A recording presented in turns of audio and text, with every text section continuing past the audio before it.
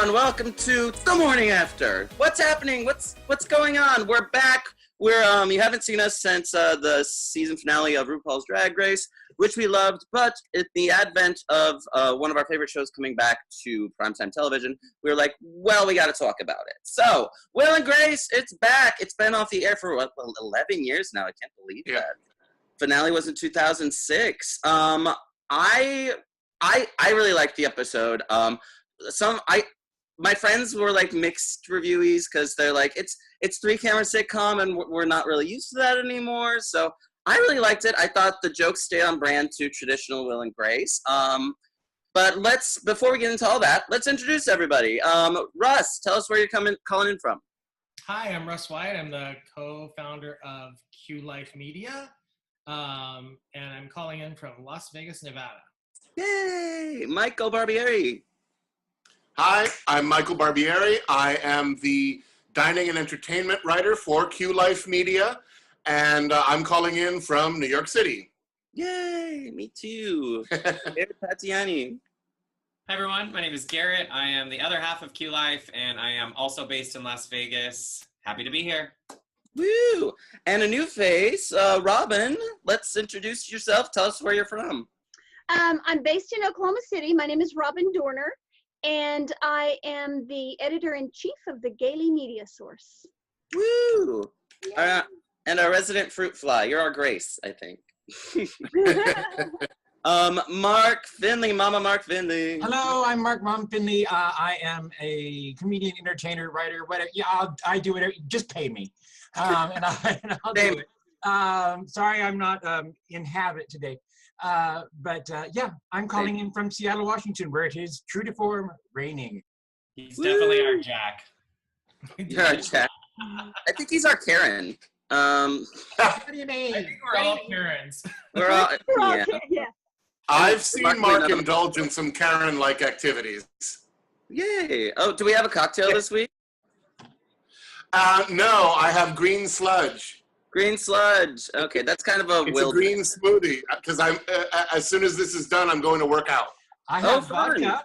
Well, good for you. Vodka, yay! Well, okay. And a tumbler.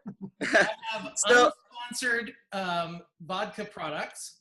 And Unsponsored vodka products next.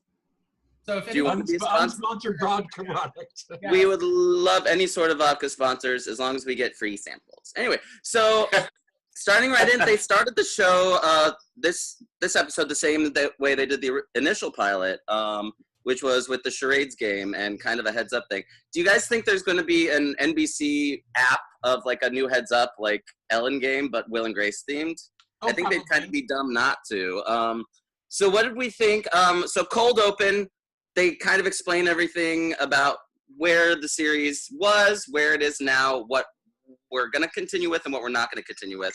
What did you think of that, Mama Mark Finley? Well, I have to admit something. I had never watched Will and Grace before. What? I had maybe seen 1 or 2 episodes.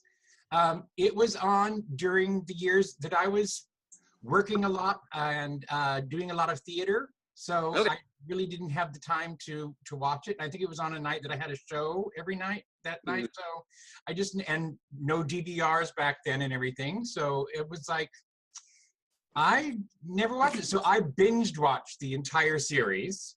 You binge watched it, okay. I binge watched the entire series just recently. And yeah, I thought it was a really good way to start it just the same way.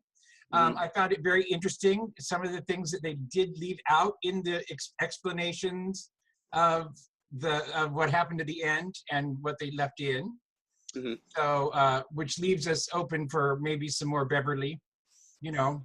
Oh, yes, because Beverly isn't dead. Oh. Beverly, flies off the balcony, so, yeah. Which was hilarious, I gotta say. But yeah, I love Leslie Jordan. I hope he does make a cameo or two. But that's good. And speaking of, before DVRs, before even cell phones to do the heads up, Will and Grace ended before the internet really, it was just about like taking off. I think Facebook was the thing then, and no, there wasn't Facebook was like becoming a thing. No, it was No, it wasn't. It was in the works. When the series ended, as the series ended, it was. Yeah, but it was like we were still like friends for MySpacing there for a minute. It was before like any Instagrams, any even DVR. So if you missed Will and Grace, you had to, you know, catch a rerun during the summer, I think. Yeah. Or tape it off of television, and then they were replaying on, I think, well, a couple of stations, but they were always very hard to find. So if you didn't see it when it came out, it was very hard to find. What do you think is going to be different now that they have the internet to deal with, both in storylines and in like reviews? Because we're obviously doing a recap show right now. That wasn't a thing. Even online bloggers, Rotten Tomatoes wasn't a thing. Do you think it's going to change the way the show is, for better or for worse? Russ, why don't you weigh in on that? It's going to change dramatically. It already has. I mean, if you think about it, Will and Grace, when the series started, there weren't any iPhones. There was no Grindr. Even when the series ended, I don't think we had Grindr yet. There was no Facebook. There were only like 20 Starbucks in New York. And if you look at the first episode, we had iPhones, Starbucks, and Grindr all mentioned in the first episode. Yeah. Their Facebook following and their Twitter following has skyrocketed in the last few weeks. It's and you know, you can't scroll through your Facebook feed and not see anything about Will and Grace this week. I think, you know, to add to that just a little bit, it's hard for some people, especially millennials, like younger people, to even imagine a world without these things. And as a gay man coming out at the time that Will and Grace was airing, I think I was like 18 when I started watching, maybe even a little bit younger, to have access was huge for me. Access to a character that was gay on TV. And when I remember watching Will and thinking to myself for the first time, I think that's me. It was the first time I identified. Of course you thought you were Will. I grew up in a town that was isolated, and it was even years later that we got the internet. So I was so excited to see something. And so, yeah, times change so quickly, and I'm glad we're talking about it, because I think it's important for the young people to imagine a world without internet. Where everything, and like you said, a world where gay characters weren't kind of the norm anymore. Like now, there's generally someone gay on any new network television show that's out there. There's at least a peripheral character that is gay or becomes gay or was at one point. You know, gay adjacent. Gay adjacent. Yeah. That's the thing, and but my big thing with watching Will and Grace when it was first airing is that so we got Eric McCormick, who obviously he kind of hasn't aged today, which I'm a little like, I want to talk to him about that and be like, what are you using, sir? Lots of highlighter, I noticed that. and bronzer. Lots of makeup. Yeah. Lots of makeup. And maybe a little something, but you know. Well, for that matter, when the original Will and Grace aired, there was no HD. Oh, true. So now you're really seeing it. Now, Michael, there was, but there wasn't, not in the States. There was, but it wasn't as common. It wasn't as widespread. They didn't broadcast in HD in the States. Right, that's what I'm saying. Yeah. And no widescreen either. Everything was like still the tube. So NTSC. But then so we had this character of Will, who's very handsome, very fit, rich lawyer who has a great apartment in New York, and yet he never had a boyfriend. We never really saw him kissing a guy. That to me, like as the series went on, and then new series like Queer as Folk explored a little bit more than that. And granted, they're not network. Are we going to see, now that it's a little more common to have gay characters in gay, possibly romantic situations, are we going to see Will more like that? We already got rid of his husband and kid, so are we going to see him in the dating pool, or are they going to stick to the banter between the Will and Grace characters, Jack and Kara thing? Let's hear from Robin, because we haven't heard from her yet. Well, I'd respond to that by how many shows are they going to have? I think it's 10. And do they have the time to really build that kind of a character into the show in that short period of time? Or are then they going to bring it back next year because it was so successful? No, they've already signed for a second season. That's good. Yeah, I think Russ mentioned that to me too. Yeah. And that's the thing. If they want to stay on brand of the actual show from the 90s, Will would be a little more asexual. But does he have a little more leeway now to maybe have like, we see a couple guys leaving his room one day, just as like a funny gag or a bit like that? What do you think, Michael? I would hope so, because And again, this was only the first episode, but I found it honestly a little bit tame still. There's a kitty. I found it a little bit tame. So it would be nice if at some point they might have, like Will might have a morning after where you see him in bed with a boyfriend or something, just covered up, but still maybe in bed. Well, that's the thing. We saw Grace in bed with multiple boyfriends. Yeah, right, but never him. Because she's a slut. But that's the thing. So if honey, you're a whore. You're a whore. Honey, you're a who's, whore. who's naked in bed right now? But luckily, I just have a cat in my bed. But Nobody naked in bed today. I'm sorry. Buddy boys. But Buddy boys will be back though. Yay, buddy boys. Okay, so also expanding on that is like we're bringing in more politics now. They weren't really political in the first round, and now we have the first episode already in the White House. We've got some Trump jokes that were a little like easy, I thought, but I was like, at least they're talking about it. And also some of the jokes were pretty funny. They were fun. I was like, but they didn't necessarily put an envelope. The They were Night fun. Terrors was hilarious. The what? The Night Terrors. Melania, What was that joke? I forget. Melania called me the other night after one of her night terrors. Night terrors. Oh yeah. Yeah. They My were favorite was more Melania jokes than they were Trump jokes. Yeah. That's true. And from the bag going, I have to get his coloring right.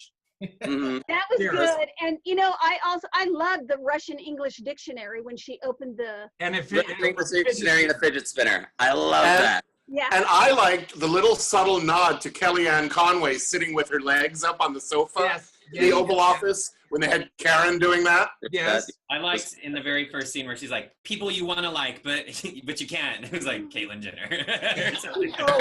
And you just Like, but they make it so hard. It's like, yeah, that's funny. Constant. Melania. They're being topical. They're being a little political. And Karen is, Republican or maybe just like leans that way because she's rich. So well, I like that they have that and it's making for some good banter. What were you saying, Carl? Nixon. What were you saying, Mark? The way if she's remembering how the drinks were poured with Pat Nixon. That was a brilliant line. Honey, what's this? What's this Laura Bush for? Give me the full Pat Nixon. Full Pat Nixon. Boo. Yeah, that was great. So I like it. They treaded a little lightly, and I think that's probably a good thing for now. Warm people up to the series, and I don't think they're gonna like beat anyone's head with their political views or beat anyone over the head with their political views because that's not what the original show was about. But I like that they They've already got a senator who's gay who votes anti-gay. Yeah, which happens. Everything. And a Secret Service man who's gay. What?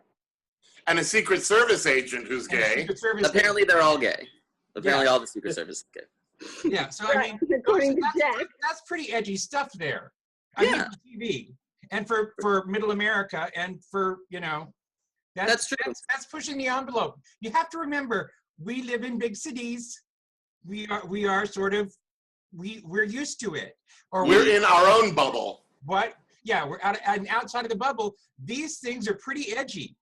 That's true. These are pretty. These are things that some people don't want to hear.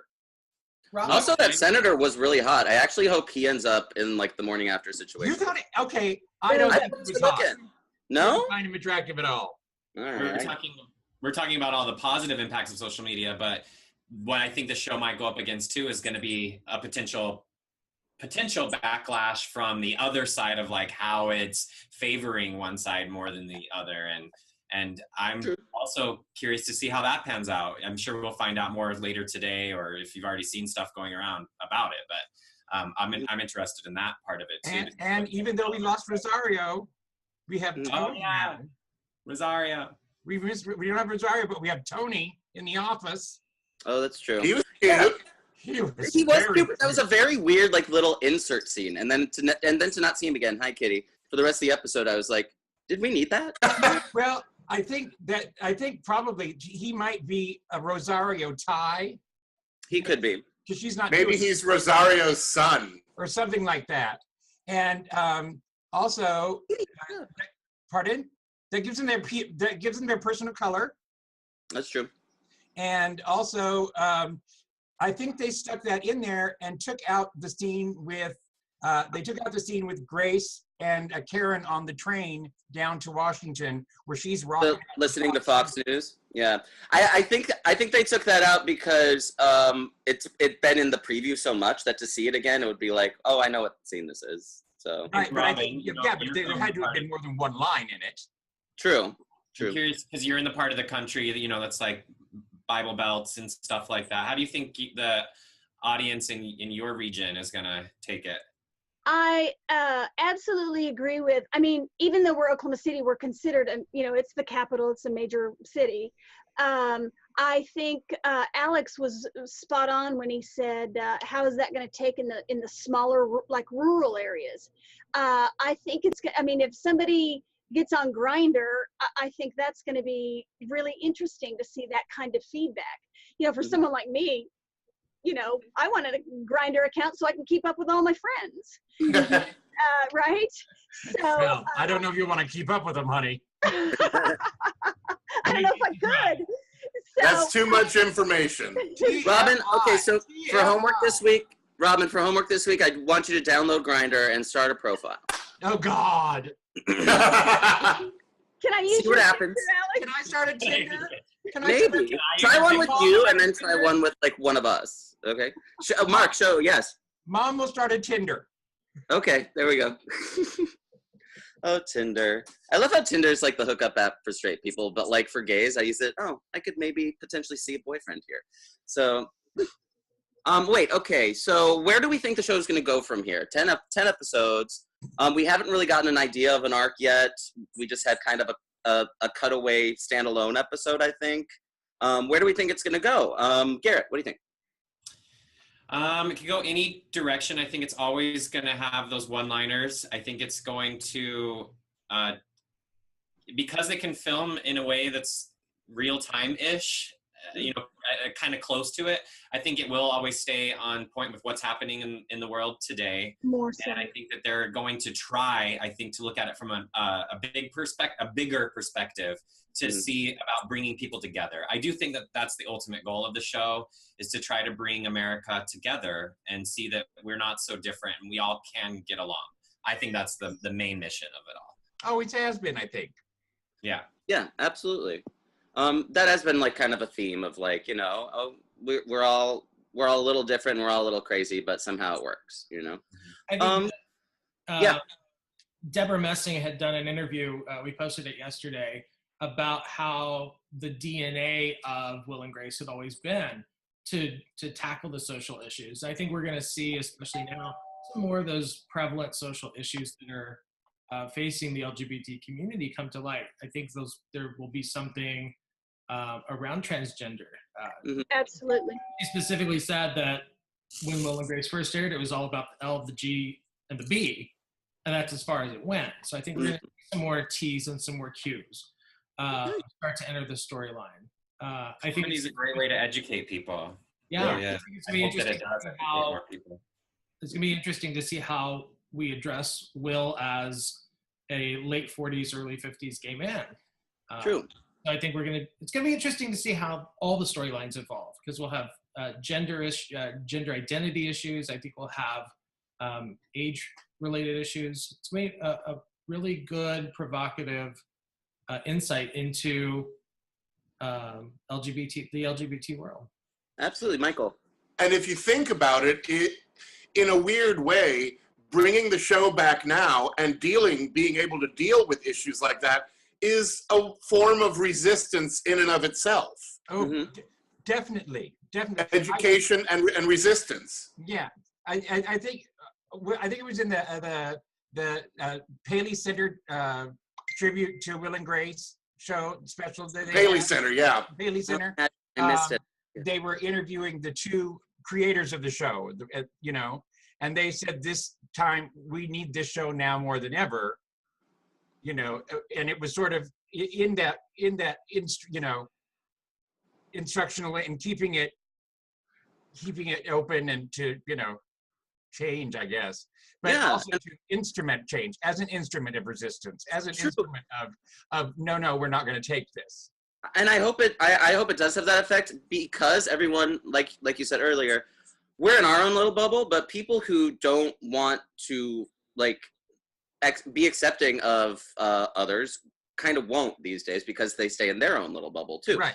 So I'm hoping that like maybe this is like, maybe people will tune into Will and Grace who don't necessarily have the great love for it and following that we have, just so that they can see that other side. I don't know if they will, because they can easily avoid it these days. So Right, but I think it's a great, the show after it's hysterically funny too. So I didn't like it personally, but you didn't like it? It's all right. I like seeing Andrea Martin act. I'm sorry. I do too. I think she's better on Difficult People, and I, for some reason, like just the first the cold open of it, I was like, no, it's not a show for me. Do not like it. I wonder if Trump's going to tweet about this. Nothing to do, so I'm watching it. All right. Well, and see, we disagreed, and it didn't become a federal case. Exactly. Nobody tweeted about it. It's weird. That can By happen. the way, I don't know if anyone follows Modern Family, Kitty, shut up. Yes. but Michael. the guy who played the Secret Service agent was also just on Modern Family, also playing a gay character. I knew I recognized him. I'd seen him in other things. I really liked him. He was the guy in the bait and tackle shop on the lake in Modern Family that Mitchell had a crush on when he was a little boy. You know what? That should be the name of a gay bar. Bait and tackle? Bait and Tackle. Gay bar. I'm going to open it. It's going to be called Bait and Tackle. Well, okay. Well, that seems like a pretty good recap of our first episode. I can't wait for next week. I'll be tuning in from Philadelphia. I'm doing a concert there with the Philadelphia Philharmonic of West Side Story. It's crazy. I love that music. To hear it played by a huge orchestra is always amazing, so I can't wait. But I'll be tuning in from there and then probably taping from a hotel room. I'm at Danny's place right now because my subletter's still in my room. But thanks, everyone, for joining me. Any last thoughts, anybody? Do you guys remember the show The New Normal? Yes, of course. Watch that. There was a character on there that played a really conservative woman as well, and I'm wondering if Karen's character on this is going to play a little bit of that character that grows as the show goes on in a way that sees a little. Well, yeah, hopefully. I mean, like I said, she's there right now, I think, to be the devil's advocate. Mm-hmm. You know, and to spark that other side, and stuff, for them to have something to butt heads against. It's like, that's good to have there. And also, I really liked The New Normal because it showed a gay couple in a more romantic relationship. We saw them in bed. We saw them being affectionate with each other. I really liked that. The series didn't last, but my friend Andrew was on it, and he was great. So, so everyone, thanks for tuning into The Morning After. We'll be here every Friday on Facebook Live as, I guess, for the next 9 episodes, right? Yes. Hey. All right, thanks everyone for joining. Thank you to the panelists, and thanks for watching. We love you, Will and Grace. Bye. Peace out. Bye, Poodles. Bye. Bye.